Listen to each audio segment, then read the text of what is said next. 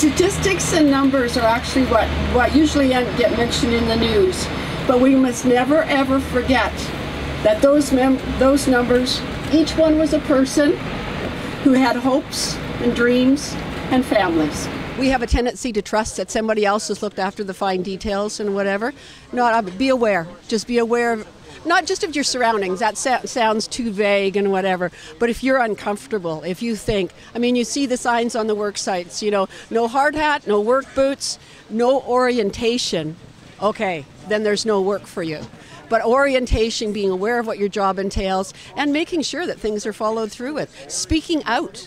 And I mean, this is what the problem is with some, you know, of the industry sectors, is you speak out, then you're jeopardizing your job. But better to jeopardize your job than to jeopardize your life.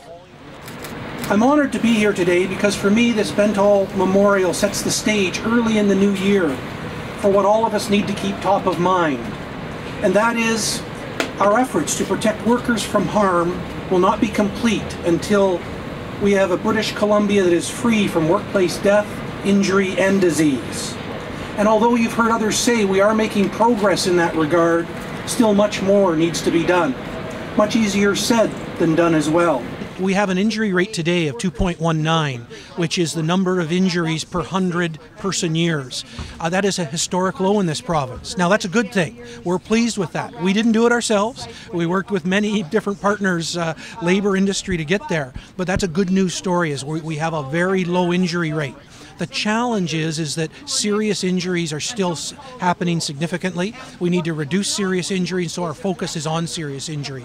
In construction specifically, last year out of the 30 deaths, 18 were related to asbestos. And so again, our focus is on asbestos, and we continue to focus hard and significantly on that particular issue. Every year, we plan this event not only to remember Brian and Donald, Gunther and Yrjo, and all the others who have lost their lives due to trauma or exposures, but to remind those who are working on the tools today of the inherent dangers of our industry.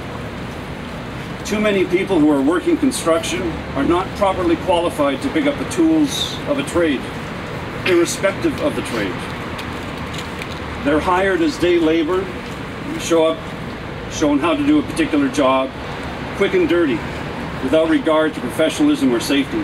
Depending on the contractor, there's some contractors are very good and have a very good safety record, and we need to hold those contractors up as examples of what can be done, whether the economy is buoyant or whether it's bust.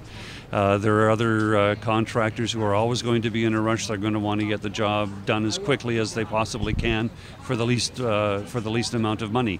And for those contractors, it's not going to be dependent on the economy. It's going to be just their nature, and those are the contractors that we have to do something about.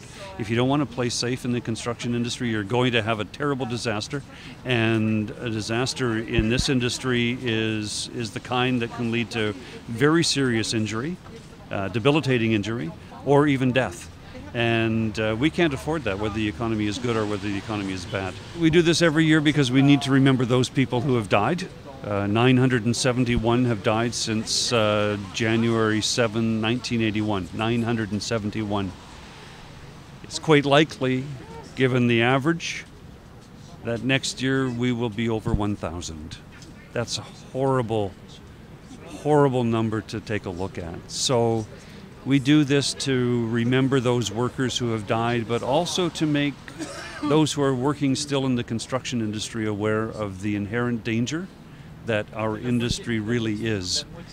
We want them to be safe. We want them to go home and hug their families.